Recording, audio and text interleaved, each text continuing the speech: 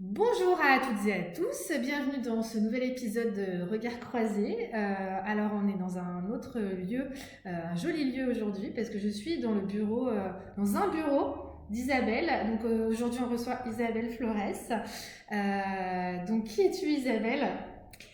Je suis mère de Crémieux, professeure de français et crémolane depuis 25 ans. Donc nous Isabelle on se connaît depuis quelques années, on était ensemble dans une association qui s'appelait les ACPC ou une association citoyenne. Donc moi, je me suis ouverte à la démocratie participative grâce aux ACPC. Donc c'est des outils que j'utilise tous les jours dans ma pratique. Et puis même, c'est des outils de communication et que j'utilise beaucoup. Et après, tu as eu ma fille Oui, au collège, parce que tu es prof de français au collège de Crémieux. Hein, tu es vraiment très local c'est pour le ça. coup.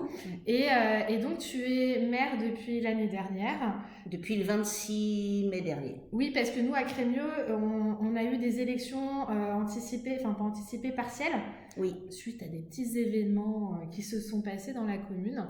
Et donc, ce qui me tient à cœur aujourd'hui, parce que moi j'aime avoir plein de sujets un peu différents, ben, tu ne coches pas les cases classiques du maire. Déjà, tu es la mère. c'est ça. Tu es la mère, et puis en plus, tu n'es pas affiliée à un parti politique. Non, Tu exerces encore au collège. oui. Voilà. Et puis, je crois que tu es une femme. Et en plus, oui. Alors là, il n'y a rien qui va. Il n'y a rien qui va. Il n'y a rien qui Non, va. c'est vrai. Donc, C'est vrai. oui. Alors, c'est vrai que quand je me suis présentée, euh, euh, il a fallu en fait que, comment dire, que je prouve que j'étais capable, en fait, plus à la limite qu'un homme. À qui? Eh bien, à l'opinion publique, je dirais. Parce qu'on avait tendance à dire, elle est gentille, on la connaît en tant que professeur de français, on l'apprécie dans le milieu associatif, etc. Mais elle sera bien pour l'éducation, Au CCAS. pour la culture, oui, et un peu le social. Ah, le Voilà. social. Mais ce n'est pas une femme de dossier. Donc il a fallu en quelque sorte que je fasse mes preuves. Et c'est ce qui s'est passé, parce qu'en plus, dans l'équipe actuelle, la première adjointe est aussi une femme, et elle est en charge des finances, ce qui est aussi normalement un domaine Ah non, plutôt les femmes. réservé aux hommes. À l'action sociale, c'est un homme. Aux affaires scolaires, c'est un homme. Donc il y a eu justement, on a voulu un peu casser ces codes. Et puis c'était aussi en fonction des appétences et des compétences de chacun. Voilà. Donc c'est vrai que j'ai suivi toute la campagne. Alors moi c'est mon côté politique aussi extérieur, donc j'adore analyser, regarder comment ça se passe. On avait quand même deux écoles complètement différentes. Et rien que là je suis rentrée, donc j'étais pas revenue dans ce bureau. Donc moi je connaissais ce bureau-là comme le bureau du maire. Oui. J'étais rentrée à l'époque quand c'était l'ancien maire, où c'était le bureau du maire avec les dossiers, Voilà. on s'imagine plein de trucs. Et là je suis rentrée, alors on voit pas et je vais pas faire le tour parce que c'est pas l'objet du podcast. Mais on est sur un bureau qui est quasiment vide avec des chaises autour. Il n'y a pas de dossier. Pourquoi est-ce que ce bureau, qui était le bureau du maire, qui est accessible du coup à tout le monde en PMR, donc une personne à mobilité réduite, pourquoi il n'est pas comme avant? Déjà parce qu'en fait, il a changé de nature. Ce bureau, il est devenu, entre nous, on l'appelle le bureau des crémolans, des crémolanes. Et en fait, c'est un bureau qui sert aux élus pour rencontrer les habitants. On a instauré tous les samedis matins des permanences où on reçoit par groupe de deux. On est tous les samedis au moins deux élus à recevoir les crémolans pour les écouter, etc. Et ce n'est pas des gens qui viendraient forcément à des réunions publiques, c'est des gens qui ont envie d'être écoutés, d'échanger sur un sujet. Ça sert aussi tous les vendredis, le vendredi après-midi, tous les 15 jours, on fait des rendez-vous urbanisme. Parce que Crémieux, c'est un peu particulier au niveau de l'urbanisme. Oui, alors Crémieux, c'est une cité médiévale. C'est une cité médiévale, voilà, avec beaucoup de contraintes. Et c'est pour accompagner au mieux les habitants qui souhaitent rénover, réhabiliter, modifier un habitat. Donc, pour pas que leur dossier soit retoqué, c'est pour les accompagner. Ça sert aussi quand on rencontre les futurs mariés pour préparer avec eux leur mariage. Voilà, c'est ici. Ça sert aussi aux conciliateurs judiciaires qui a des permanences. Voilà, donc c'est vraiment un bureau qui est mis à disposition et où on reçoit les habitants. C'est un bureau des citoyens, quoi. Vraiment, c'est ça, c'est vraiment un bureau citoyen. Et puis, en revanche, j'ai un bureau à l'étage, parce qu'au premier étage, il y a tous les services de la mairie. Et donc, pour moi, c'est important d'avoir un bureau au cœur même des services. D'où ça te vient cette idée? C'était une idée à toi de changer le bureau? C'était quelque chose de collectif? Enfin, qu'est-ce qui a fait que... Alors, c'était une idée collective, c'est-à-dire que avant d'être maire, j'ai été pendant 4 ans élue de la minorité. Et pendant ces 4 ans, on a pu lister un certain nombre de points à améliorer. Des souhaits. Des souhaits. Et le fait notamment qu'il n'y ait aucun endroit à la mairie qui soit un endroit un peu cosy, où les gens puissent être reçus, entendus, sans être sans arrêt dérangés, puisque la mairie est un ancien couvent qui est beaucoup visité. Donc les 2 grandes salles sont sans arrêt traversées par des groupes de touristes, de visiteurs. C'est bien, mais ça ne permet pas justement cette discussion-là. Voilà. C'est comme si tu avais redonné vraiment, enfin vous avez redonné avec l'équipe, hein, parce que vraiment on va parler en collectif, oui. À la mairie sa place de maison commune. C'est ça. Ça, c'était vraiment une volonté pour nous. Et c'est comme le fait de faire des réunions de quartier par thématique et qui ont lieu dans la salle de la mairie. Alors ça, pour le coup, je peux apporter mon regard à moi. Donc j'ai participé à la première réunion de quartier. J'en ai fait un article à retrouver sur mon site qui s'appelle...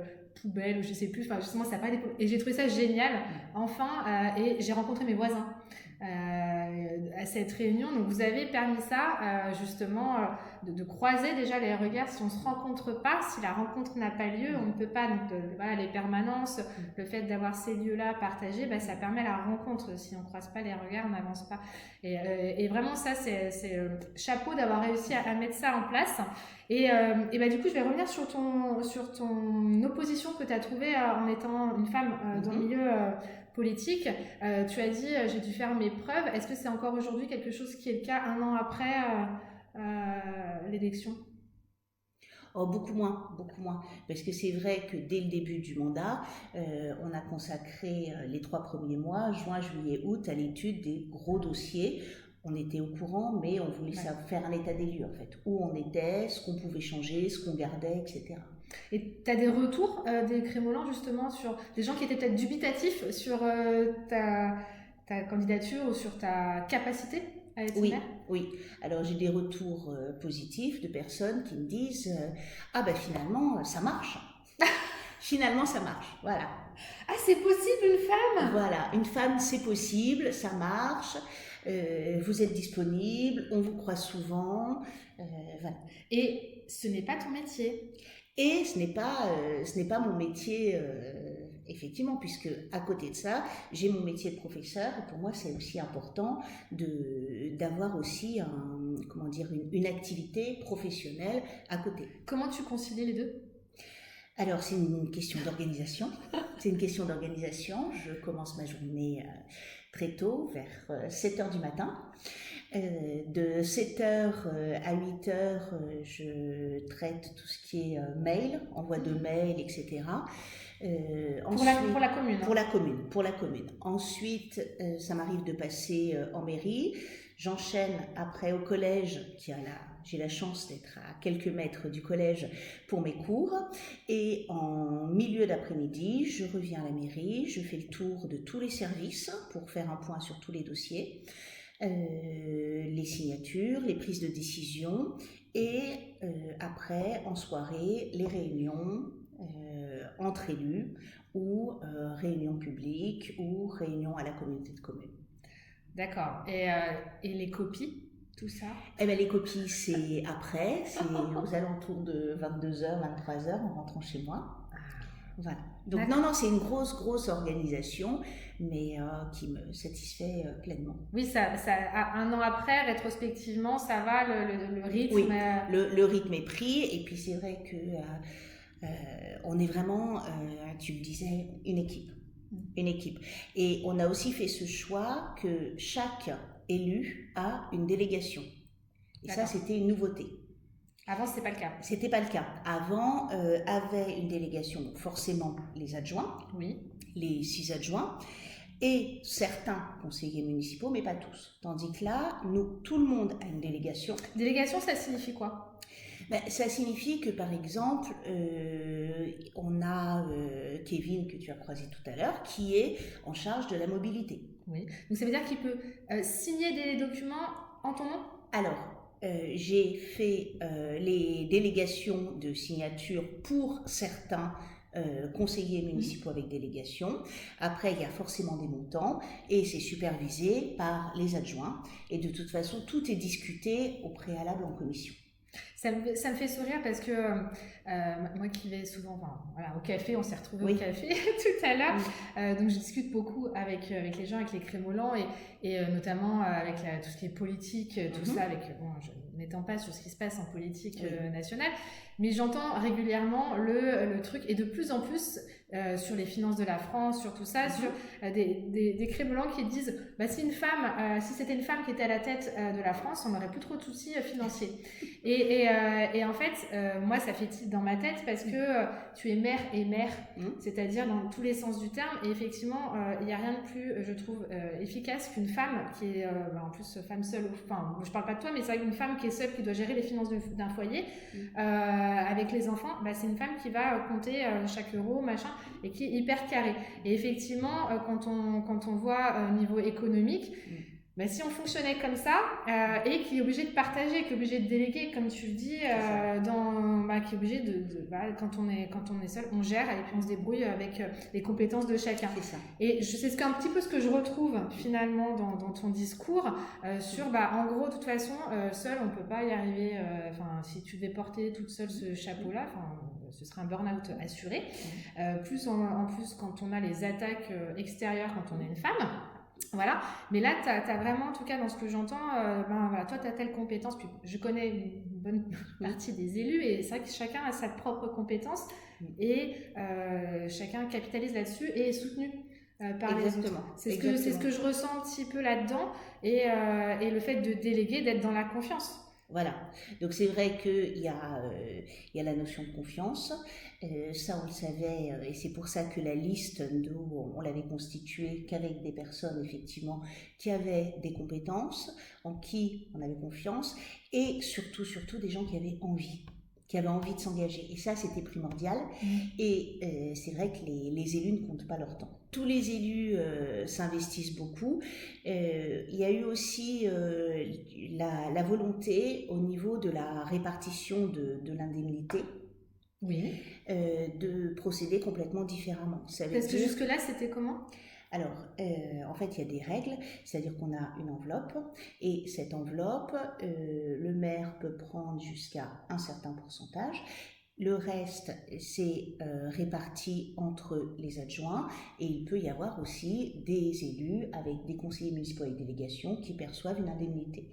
Nous, le choix qui a été fait, c'est que, personnellement, je ne prends que la moitié de l'indemnité par rapport à ce que prenait mon prédécesseur. D'accord. Et ça a permis que chaque élu de la majorité, avec délégation, perçoive une indemnité. Parce que je suis en train de réaliser que ta première adjointe, elle est aussi prof. Elle est aussi prof. Voilà, et je suis en train de chercher dans la liste, est-ce qu'il y a des retraités ? Alors, au niveau des retraités, on doit en avoir... on a 3 personnes. 3 personnes sur le conseil municipal, sur combien ? Alors, 3 personnes sur 18, dont sur les 3, il y en a une qui est nouvellement retraitée depuis 2 mois. Donc là, on a quand même une très grande majorité de personnes en activité. En activité, donc qui exercent leur profession et qui, en plus de ça, travaillent pour du coup la commune de Crémieux en tant qu'élu, et tu dis qu'ils ne comptent pas leur temps. Voilà, c'est le côté, dans ce que je vois, c'est investissement, engagement citoyen. C'est moi ce qui ressort de ce que je ressens. On est vraiment là-dedans. Oui. On est vraiment là-dedans, et même dans notre organisation interne, c'est-à-dire qu'on se répartit, par exemple, les permanences, on se fait des plannings de vacances. Pour qu'il y ait tout le temps un certain nombre d'élus, de qui soient ou conseillers municipaux ou adjoints, parce qu'il y a une question de signature, etc., Oui. pour qu'il y ait vraiment une continuité de service. On a fait aussi la même chose par rapport, on a instauré quelque chose qui n'existait pas, c'est une astreinte téléphonique. Ok. Ça veut dire qu'on a une ligne téléphonique 24 heures sur 24 pour tous les services d'urgence. D'accord. Police, pompiers, gendarmerie, etc. Et ça nous permet d'être informés 24 heures sur 24. On a un protocole à suivre et ça nous a permis, par rapport à différents incidents, d'être sur place dans les 5 minutes. Il y avait forcément un adjoint qui était sur place dans les 5 minutes. Donc on est sur une réactivité et de la proximité. Oui. Après, alors moi j'aime toujours dire que Crémieux c'est mon laboratoire d'expérience personnelle, et c'est vrai qu'on a une taille, je pense, assez idéale de ville par rapport à ceux qui peuvent nous écouter, qui vont être soit dans une très grande ville, soit dans un village tout petit. Nous on a quand même cette chance-là, entre guillemets, d'avoir des commerçants, on a plein d'associations, on est aussi touristique. Donc on a beaucoup de points forts, mais du coup avec les inconvénients de ces points forts. Non mais c'est vrai que Crémieux c'est 3600 habitants, enfin 3609 très exactement, mais on sait qu'on draine par rapport à nos commerces, etc., des usagers à hauteur de 15 000. D'accord. Donc c'est aussi pour ça qu'on a les habitants des communes environnantes viennent à Crémieux pour le commerce, aller au restaurant. On a un pôle attractif. À Crémieux, on crée mieux. Non mais c'est ça, c'est exactement. C'est-à-dire qu'on a, on est vraiment, c'est un ancien chef-lieu de canton et on a gardé quand même cette fonction-là. Il y a ensuite, effectivement, tout ce qui est lié au tourisme. Et par rapport à ça, effectivement, il y a beaucoup de monde et on est attendu sur nos événements, tout ce qui est trait à l'événementiel est très important à Crémieux. Oui. Et du coup, toute cette logistique, ça demande de la réactivité, ça demande beaucoup d'adaptation, de l'agilité, ça c'est le mot, tout ça. Et du coup, ça me fait revenir sur votre organisation qui avant était quand même très pyramidale. Il fallait, on ne pouvait pas avoir de décision, d'action si on n'avait pas l'accord, la signature de la personne qui était en haut de la pyramide. Là, dans ce que j'entends, c'est qu'on est plus sur une hiérarchie qui n'existe plus, qui est plutôt horizontale. On est coincé par la réglementation. C'est ça. C'est-à-dire qu'en fait, les décisions sont prises en commun. Ouais. Voilà. Sont vraiment prises en commun. Au sein des commissions, il y a vraiment un gros travail qui est fait. Il y a des groupes de travail, il y a un travail en commission, et après il y a validation ensemble des différents projets. Et est-ce que, là c'est le côté politique qui va parler, est-ce que c'est un frein justement, le fait qu'à chaque fois il faille la signature du maire pour prendre des décisions? Non, parce que pour un certain nombre de décisions, il y a des délégations. Donc ça, c'est finalement, ce n'est pas impossible de faire de la démocratie participative dans le cadre de la réglementation actuelle. Non, bien sûr que non. Après, c'est donc une question de volonté. Mais bien sûr, par rapport, je sais pas, je vais prendre le cas par exemple de l'urbanisme. L'urbanisme est un sujet passionnant à Crémieux, passionnant, qui m'occupe beaucoup, parce qu'effectivement ça m'intéresse, mais effectivement l'adjoint en charge de l'urbanisme a une délégation. J'ai aussi permis à la conseillère municipale qui travaille sur l'urbanisme d'avoir accès aux documents. Ça lui permet de travailler de chez elle, etc. Pour plus d'efficacité. C'était pas le cas avant? Non, c'était pas le cas avant. Et après, il y a cette délégation de signature. Moi, je suis au courant des dossiers parce que j'aime bien avoir cette vision globale. Pareil pour l'événementiel. Il y a tout ce travail qui est fait de préparation de manière très collégiale et les élus au sein de la commission se sont répartis les événements. Il y a quelqu'un qui va s'occuper plus précisément du salon du livre, qui va chapeauter, qui est un référent en fait. Quelqu'un qui va s'occuper plutôt d'Halloween. Ça va plutôt être par appétence personnelle. Oui, c'est ça. C'est ça, parce que par rapport à l'événementiel, il y a des gens qui des élus qui ne sont pas intéressés par tel ou tel événement. Oui, c'est une question d'envie, comme tu disais. C'est exactement. Et ça, c'est important parce que par rapport à Halloween, quand on a été élu, on s'est rendu compte qu'il n'y avait rien de prévu budgétairement. Donc, il a fallu, avec un micro-budget l'an dernier, en moins d'un mois, monter quelque chose et on a eu des milliers de personnes dans les rues. Oui, c'est devenu un événement à Halloween qui est quand même assez rigolo. Et il y a quand même une question qui m'interpelle, c'est la question de la responsabilité. Oui. Parce que malgré tout, même si tu délègues comme ça, tu restes la personne responsable de tout. Donc, comment est-ce que tu restes sereine, on va dire, par rapport à toutes ces décisions qui peuvent être prises? Comment vous fonctionnez Alors moi c'est vrai que voilà, moi je suis au courant de toutes les décisions qui sont prises. Je suis destinataire de tous les mails, donc j'ai plus de 200 mails par jour. Voilà, et ça me permet de suivre tous les dossiers au fur et à mesure. Et en fait, je ne signe jamais rien sans avoir la connaissance complète du dossier. Ouais, donc tu as quand même un retour. C'est la question de la confiance. Mais de la confiance, voilà. Après, c'est vrai que quand on est maire, il y a plein de responsabilités.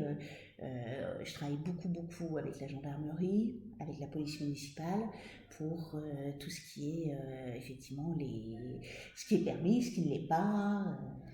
Ok.